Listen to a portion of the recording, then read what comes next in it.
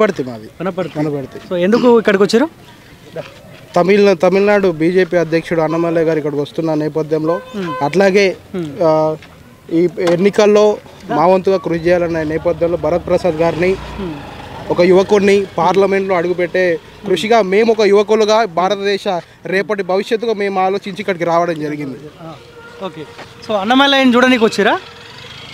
చూడడానికి కాదు, మేము కూడా ఇందులో భాగం కావడానికి ఎన్నికల్లో పాల్గొనేందుకు అంటే ఓటర్ని ప్రభావితం చేయడానికి వచ్చినాం. అంటే మోదీ గారు చేస్తున్న మంచిని ప్రజల్లోకి చేరే విధంగా ఈరోజు అన్నమలై గారు వస్తున్నారు. అట్లే విధంగా భరత్ ప్రసాద్ గారికి సపోర్ట్గా మేము వచ్చినాం. ఏమంటారు? ఇప్పుడు చాలా మంది కలిసి ఉంటారు, మీరు మోదీకి ఓటు అంటారా, పొద్దుగండి భరత్కి ఓటు వేస్తామంటారా, ఏమంటారు? 100% నాగర్ కర్నూలు పార్లమెంట్లో బీజేపీ జెండా ఎగురుతుంది. ఖచ్చితంగా భరత్ ప్రసాద్ గారు పార్లమెంట్లో అడుగు పెడతారు, దీంట్లో ఎటువంటి డౌట్ లేదు. కానీ మొన్న అసెంబ్లీలో ఒక్క సీట్ కూడా గెలవలేకపోయింది కదా ఈ నాగర్ కర్నూలు పార్లమెంట్ పరిధిలో. ఖచ్చితంగా అండి, అంటే ప్రయత్నం చేసినాం కానీ ఇక్కడ కాంగ్రెస్ ప్రభుత్వం చెప్పినటువంటి పథకాలకు ప్రజలు నమ్మి ఒక అవకాశం ఇద్దామనే ప్రజలు నమ్మి మోసపోయినరు. ఖచ్చితంగా పార్లమెంట్ ఎన్నికల్లో మా ఓటు ప్రతి ఒక్క ఓటు కూడా బీజేపీ పడుతుందని గ్రామీణ ప్రాంతాల నుంచి వస్తుంది ప్రధానంగా.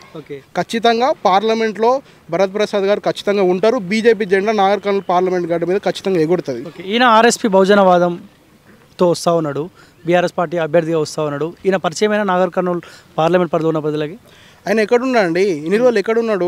బహుజనవాదం అని చెప్పి బీఎస్పీ పార్టీలో ఉండి ఇప్పుడు తన స్వార్థం, తన రాజకీయ అవసరాల కోసం బీఆర్ఎస్ పార్టీలో ఉన్నాడు. ఒకప్పుడు ఈయన కేసీఆర్ని తిట్టలేదా? ప్రజలకు అన్నీ తెలుసు. అన్నీ తెలిసి ఖచ్చితంగా బీజేపీకే ఓటు వేయాలన్న సంకల్పంతో ఉన్నారు ప్రజలందరూ కూడా. ఓకే. కాంగ్రెస్ పార్టీ సీనియర్ నాయకుడు మల్లు రవి ఉన్నాడు, గతంలో ఆయన కూడా పనిచేసిండు ఇక్కడ నుంచి. సో ఆయనకి ఏం అవకాశం ఉండదు అనుకుంటారు? ఖచ్చితంగా ఉండదు, ఎందుకంటే ఆయన 2 సార్లు పార్లమెంట్ ఎన్నికల్లో గెలిచి నాగర్ కర్నూలుకి ఎటువంటి అభివృద్ధి కూడా చేయలేదు. ఖచ్చితంగా ఈ నాగర్ కర్నూలు పార్లమెంట్లో ఉన్న ప్రజలందరూ కూడా ఒక యువకుడిని పార్లమెంట్లో నిలబెట్టాలి, మా కష్టాలు కూడా అన్ని నరేంద్ర మోదీ దగ్గర తీసుకువెళ్ళాలి. ఒక యువకుడు ఈరోజు ఇక్కడ ఉన్న పార్లమెంట్లో ఉన్న యువకులు కూడా అందరూ ఒకటే ఆలోచిస్తున్నారు. ఖచ్చితంగా మన యువకుల్లాగానే ఆలోచిస్తారండి. సీనియర్లు ఎంతసేపు ఉన్న వాళ్ళ స్వార్థం కోసం ఆలోచిస్తారు. ఇంకోటి మల్లు రవి గారికి ఆల్రెడీ అవకాశం ఇచ్చిండ్రు ఈ ప్రాంత ప్రజలు, కానీ ఆయన నాగర్ కర్నూలు సెగ్మెంట్లో ఎటువంటి డెవలప్మెంట్ చేయలేదు. ఖచ్చితంగా బీజేపీ నాగర్ కర్నూలు పార్లమెంట్లో ఖచ్చితంగా జెండా ఎగరబోతుంది. కానీ బీజేపీ 400 పైన సీట్లు వస్తే రాజ్యాంగాన్ని రద్దు చేస్తారు, రిజర్వేషన్లు రద్దు చేస్తారు, ఈ చర్చ బలంగా జరుగుతూ ఉంది కదా. యువత ఏమనుకుంటారు ఈ అంశం పైన? అట్లాంటిది ఏం లేదండి. ప్రధానంగా వాళ్ళు 400 సీట్లు రావాలంటే దానికి కొన్ని కారణాలు ఉంటాయి. ఎందుకంటే ఎక్కడో 2 ఎంపీ స్థానాల నుంచి స్టార్ట్ అయ్యి ఈరోజు బీజేపీ దాదాపు ఒక 17 రాష్ట్రంలో అధికారంలో ఉంది.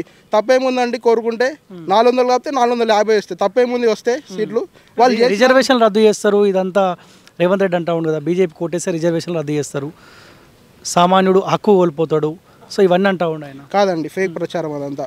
వాళ్ళ స్వార్థం, వాళ్ళకు ఓట్లు వేయని ప్రజల్ని మభ్య పెడుతూ అట్లాంటి ఖచ్చితంగా అసెంబ్లీ ఎన్నికల్లో కూడా అట్లాంటి మాటలు చెప్పే కాంగ్రెస్ పార్టీని అధికారులు తెచ్చుకున్నారు. ఇప్పుడు కూడా అట్లాంటి చెప్పే ఇక్కడ ఉన్నటువంటి 2 ఎంపీ స్థానాలు కాపాడుకోవాలనే దాంతోనే రేవంత్ రెడ్డి గారు చెప్తున్నారు. రేవంత్ రెడ్డి గారికి ఉన్నది ప్రధానంగా నాగర్ కర్నూలు పార్లమెంటు సీటు గెలుచుకుంటేనే నాకు ఈ ముఖ్యమంత్రి పదవి ఉంటుందని అక్కడ వాళ్ళ పార్టీలోనే గ్రూప్ రాజకీయాలు నడుస్తున్నాయి కాబట్టి వాళ్ళు ఆ మాట చెప్తున్నారు. అది తప్పు. ఓకే. ఖచ్చితంగా గెలుస్తాడు. ఖచ్చితంగా గెలుస్తాడు. ఒకటే అండి, ఈరోజు భారతదేశం అభివృద్ధి చెందుతున్న దేశం కాదు, అభివృద్ధి చెందిన దేశాలకు నా భారతదేశం ఆదర్శం. దీని నినాదంతోనే గ్రామాలకు పోతున్నాం, బీజేపీని ఓటు అడుగుతున్నాం. ఖచ్చితంగా పార్లమెంట్ సెగ్మెంట్లో బీజేపీ జెండా ఎగరబోతుంది. భరత్ ప్రసాద్ గారు అదేవిధంగా మహబూబ్నగర్ గడ్డ మీద కూడా బీజేపీ జెండా ఎగురుతుంది. వాళ్ళిద్దరు కూడా పార్లమెంట్లో అడుగు పెట్టబోతున్నారు. మహబూబ్నగర్ కూడా తిరిగిరా మీరు? ఖచ్చితంగా అక్కడ డీకేఆర్న గెలిచే అవకాశం ఉందా? ఖచ్చితంగా ఉంది.